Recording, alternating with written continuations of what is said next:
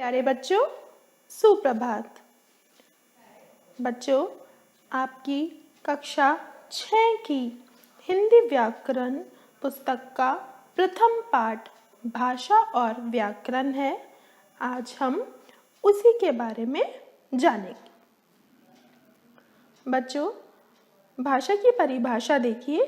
भाषा वह साधन है जिसके द्वारा मनुष्य अपने विचार बोलकर या लिखकर दूसरों तक पहुंचाता है और दूसरों के विचार सुनकर अथवा पढ़कर समझता है। बच्चों, यहाँ पर चित्र में देखिए, एक अध्यापिका बच्चों को पढ़ा रही है। बच्चे आपस में इशारों से बातचीत करने का प्रयास कर रहे हैं, लेकिन बच्चों, जो वे इशारों से बातें कर रहे हैं वे अपनी मन की बात एक दूसरे तक पहुंचा तो सकते हैं, लेकिन हम उसे भाषा नहीं कह सकते। भाषा वही होती है जो हम मुख से बोलते हैं और उन ध्वनियों से जो शब्द और वाक्य बनते हैं, और यही भाषा के बोलचाल का रूप होता है।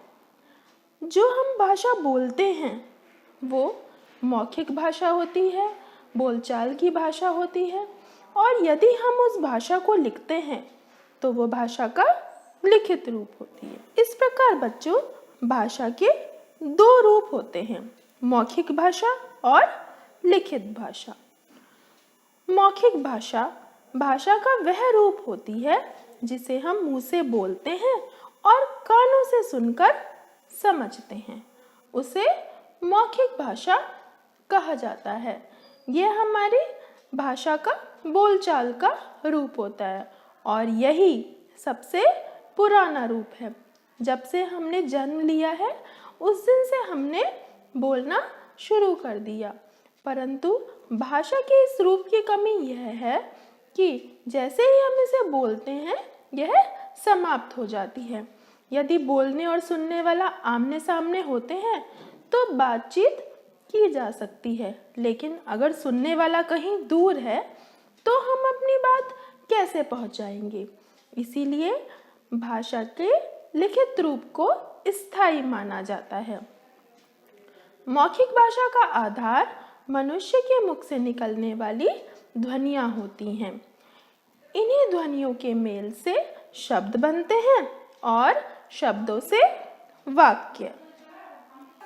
भाषा का दूसरा रूप बच्चों लिखित भाषा होता है। भाषा का वह रूप जिसे लिखकर प्रकट किया जाए और पढ़कर समझा जाए उसे लिखित भाषा कहते हैं। भाषा के लिखित रूप का विकास तब हुआ बच्चों जब मनुष्य ने यह सोचा कि वह अपने मन की बात दूर बैठे व्यक्ति तक या आगे आने वाली पीढ़ी के लोगों तक कैसे पहुंचा सके। जैसे बच्चों, हमारे बहुत सारे धर्म के शास्त्र हैं, साहित्य हैं, वो पुराने ऋषि मुनियों ने लिखे हैं, लेकिन हमें फिर भी उनसे बहुत सी जानकारी प्राप्त होती है। अगर वो लिखे नहीं होते तो हमें उस समय के बारे में कोई जानकारी नहीं मिलती। इतिहास की बहुत सारी पुस्तकें हैं जिनसे हमें उस समय का ज्ञान होता है, तो यह सब लिखित भाषा का ही लाभ है।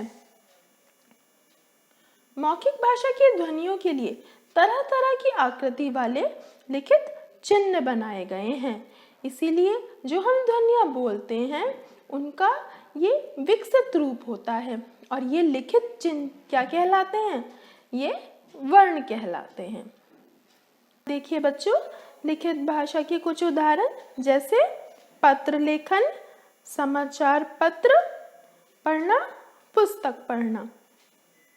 बच्चों, आशा करती हूँ मैं आपको भाषा और भाषा के रूप समझ में आए होंगे। धन्यवाद।